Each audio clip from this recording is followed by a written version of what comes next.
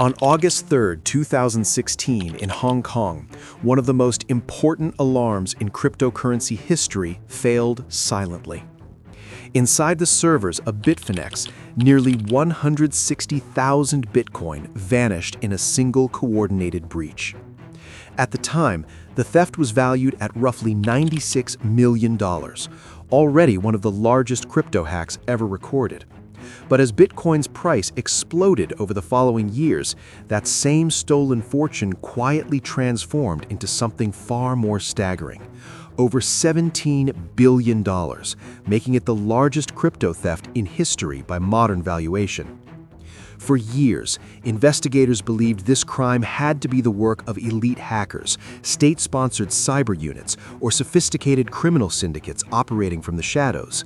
The scale was too large, the execution too clean, the patience required too extreme. No one imagined the money would eventually be traced not to a secret bunker or foreign intelligence agency, but to two eccentric TikTokers living openly in New York, posting rap videos, business advice, and motivational content, while quietly sitting on a stolen crypto fortune larger than the GDP of some countries. The hack itself was brutally efficient. Bitfinex used a multi-signature wallet system that required multiple approvals before funds could be moved. That architecture was supposed to make theft nearly impossible, but the attackers didn't smash through the system. They slipped through a narrow technical gap, exploiting the way Bitfinex coordinated with a third-party security provider. Within minutes, automated withdrawals drained thousands of Bitcoin from customer accounts, routing them into a single wallet controlled by the attackers. By the time Bitfinex noticed something was wrong, it was already over. Panic rippled through the crypto world. Trading was halted. Withdrawals were frozen. Users woke up to find their balances gone. Bitcoin's price dropped instantly. Forums filled with speculation. Governments began paying attention. Bitfinex admitted the breach publicly, and the blockchain confirmed the worst. Every stolen coin was visible, sitting in one massive address that anyone could see, but no one could touch. That visibility created a paradox. Unlike cash, Bitcoin doesn't disappear. Every transaction is recorded forever. The stolen coins couldn't be spent openly without revealing where they went. The money was enormous, but it was radioactive. Any attempt to move it risked exposure. So the attackers did something unexpected. They waited. For nearly 5 years, the stolen Bitcoin barely moved. Law enforcement agencies around the world tracked the wallet constantly, watching it like a digital crime scene frozen in time. Analysts speculated the hackers had lost access to the keys. Others believed the funds would never be touched again. But behind the scenes, the attackers were planning something far slower, far more patient, and far more dangerous than a quick cash-out. That plan required laundering money not through banks, but through the blockchain itself. Slowly, almost invisibly, tiny amounts of Bitcoin began moving out of the main wallet. Not enough to trigger alarms, not enough to make headlines. The funds were split, recombined, routed through thousands of addresses, mixed using darknet services, converted into privacy coins, and moved again. It wasn't flashy, it was methodical. Years of transactions designed to turn one poisoned pile of Bitcoin into something that looked clean. And the people doing it weren't hiding. One of them was Ilya Lichtenstein, a tech entrepreneur with a background in coding and finance. The other was his wife, Heather Morgan, who branded herself online as a motivational entrepreneur and eccentric rapper. Under the alias Razlakan, she posted surreal TikTok videos, business advice threads, and performance clips that attracted attention for their strangeness, not their secrecy. They lived openly, they paid rent, they socialized, they built online personas, all while quietly laundering billions. What made the case extraordinary wasn't just the crime, but the audacity. Most criminals disappear after a major theft. These two leaned into visibility. They believed, incorrectly, that the complexity of blockchain laundering combined with enough time would eventually exhaust investigators. They didn't rush. They didn't brag about the money. They let the world forget. But the blockchain never forgets. Every transaction left a trail, and as analytics tools improved, patterns began to emerge. Investigators noticed consistent behaviors: how funds were split, where they recombined, which exchanges were used, and which accounts repeatedly touched the same coins. Slowly, painfully, the digital fog lifted. By the time authorities closed in, the stolen Bitcoin was no longer just sitting in a wallet.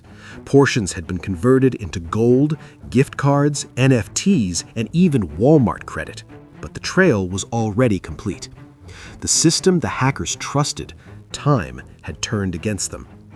For years, the couple's greatest protection wasn't encryption or anonymity tools, it was boredom.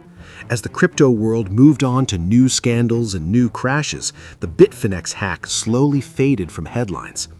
Investigators still watched the wallets, but attention thinned. That's exactly when the laundering accelerated. What had once been cautious trickles became more confident movements, split across thousands of addresses, routed through mixers, darknet marketplaces, and obscure exchanges designed to break transaction histories into unreadable fragments. To the untrained eye, it looked like noise. To modern blockchain analytics, it looked like a signature. The turning point came when law enforcement stopped treating the stolen Bitcoin as money and started treating it as behavior.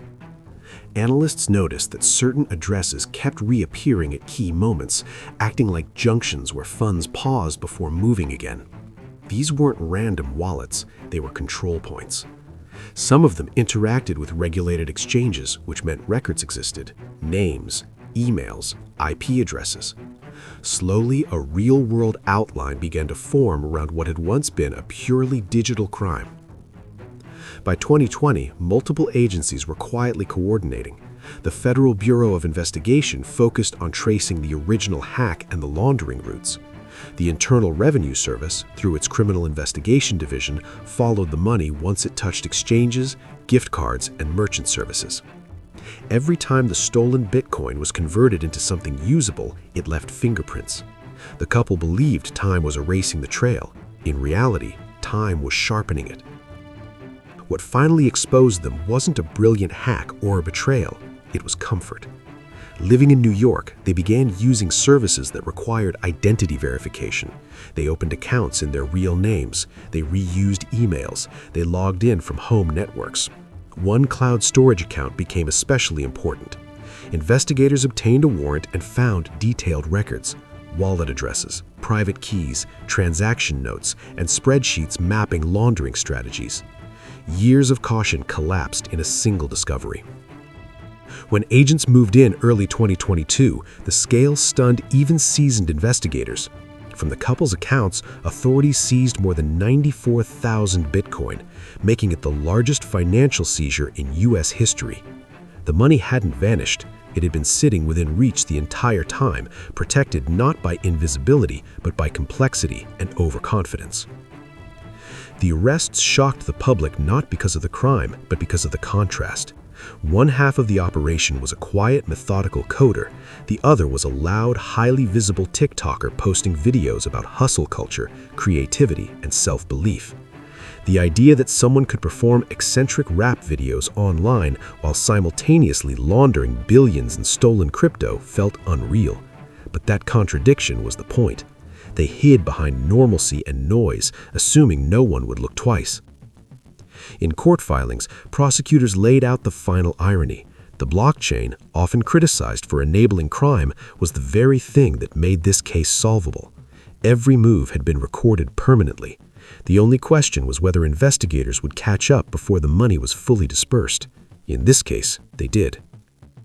The story didn't end with a dramatic chase or a final hack. It ended with a knock on the door, handcuffs, and the quiet realization that the system they tried to outweight had simply learned faster than they expected. The original Bitfinex breach wasn't flashy, and that's what made it devastating. There was no dramatic moment where defenses collapsed or alarms screamed. The attackers didn't overpower the system, they used it exactly as it was designed, and that design flaw lived in the space between trust and automation. At the time, Bitfinex relied on a multi-signature security model built in partnership with a third-party provider. In theory, this meant no single key could move funds. Withdrawals required multiple approvals spread across systems, reducing the risk of a single catastrophic failure. On paper, it looked strong. In practice, it created a dangerous assumption that if requests came from inside the system and followed the correct format, they were legitimate. The attackers gained access not by breaking Bitfinex's cold wallets directly, but by compromising the exchange's internal infrastructure. Once inside, they were able to generate withdrawal requests that looked indistinguishable from normal operations. The system trusted its own automation. It didn't question volume. It didn't pause to verify intent. It processed instructions because they were valid, signed, and formatted correctly. That's how nearly 160,000 Bitcoin left the exchange in a short window without triggering an immediate shutdown. From Bitfinex's perspective, the worst part wasn't the theft. It was the realization that nothing had technically failed. No locks were broken, no passwords brute forced in a visible way. The system worked. It just worked for the wrong person. This is where the story becomes less about hacking and more about system design. Financial systems, especially digital ones, are built to reduce friction. Speed is rewarded. Delays are treated as errors. Every safeguard that slows transactions is viewed as a risk to users and profits. The attackers understood this psychology better than the engineers who built the platform. They knew the exchange would prioritize continuity over suspicion, especially during high-volume periods. After the breach, Bitfinex faced a second crisis: survival. The exchange didn't have enough reserves to reimburse customers immediately. Shutting down permanently would have erased everything. Instead, Bitfinex made a controversial decision. Losses were socialized. Every user took a percentage hit regardless of whether their funds were directly affected. In return, they were issued tokens representing a promise of repayment. At the time, critics called it reckless, desperate, unfair. Years later, as Bitfinex gradually repaid those losses and recovered, that decision would be reframed as one of the few reasons the exchange survived at all. Meanwhile, the hackers disappeared back into patience. They understood something that most criminals don't. You don't need to win quickly if you can wait longer than everyone else. The stolen Bitcoin sat untouched not because they were afraid, but because they were disciplined. Every year that passed without movement reduced public pressure. Every crypto boom buried the old story under new noise. Attention drifted, resources shifted. But while humans forgot, machines kept learning. Blockchain analytics improved year after year. What once looked like untraceable chaos began to look like structured behavior. Mixers that had once provided anonymity were mapped, patterns were identified. Exchanges began cooperating more closely with regulators. The noose didn't tighten suddenly, it narrowed slowly, almost invisibly. By the time the couple increased laundering activity, the environment had changed. The same techniques that once felt safe were now flags. The same patience that once protected them became evidence of long-term control over stolen assets. And the digital breadcrumbs they believed were dissolving were actually aligning into a clear trail. The final mistake wasn't technical, it was psychological. They began to believe the system had given up. Instead, it had simply been watching. By the time the case reached its final stage, it was no longer about recovering money or proving technical brilliance. It was about something far more uncomfortable for everyone involved: the realization that modern systems don't fail loudly. They fail quietly, slowly, and in ways that look completely normal until the damage is irreversible. The Bitfinex theft didn't succeed because the attackers were faster than the system. It succeeded because the system trusted itself too much. When authorities finally laid out the full timeline, the picture was unsettlingly simple. A security architecture designed for efficiency created a narrow path where automation replaced human hesitation. That path was exploited once, decisively, and then abandoned. Everything that followed, the years of waiting, the careful laundering, The confidence that time would erase responsibility was built on the belief that complexity would eventually overwhelm accountability. The attackers assumed that if they stayed patient long enough, the system would grow tired. Instead, the system evolved. What makes this case unique isn't just the scale of the theft or the value of the recovered Bitcoin, it's that the crime aged alongside the technology meant to stop it. While the stolen funds sat dormant, investigative tools matured. Blockchain analysis turned from a niche skill into a forensic discipline. Patterns once invisible became obvious. Behaviors once dismissed as noise became signatures. The attackers weren't undone by a single mistake. They were undone by time moving in the wrong direction. The irony is sharp. Bitcoin was designed to remove trust from centralized authorities, replacing it with transparent math and permanent records. In this case, that permanence became the trap. Every transaction waited patiently to be understood. Every wallet interaction left a scar. The couple believed visibility was protection, that being ordinary, noisy, and online would camouflage their actions. One lived loudly as a TikToker, building a public persona so strange it felt like parody. The other lived quietly, relying on technical confidence. Together, they believed the contrast made them invisible. It did the opposite. In the end, this wasn't a story about TikTok fame or crypto culture or even hacking skill. It was about how systems built for speed, scale, and convenience inevitably create blind spots, and how those blind spots can be exploited by people willing to wait longer than anyone expects. The same patience that allowed the theft to remain unsolved for years is what ultimately made it solvable. Every delay added data. Every attempt to clean the money added structure. Every step toward comfort left another trace. The $17 billion wasn't lost because of chaos. It was stolen because everything worked exactly as intended. And that's the part no system likes to admit.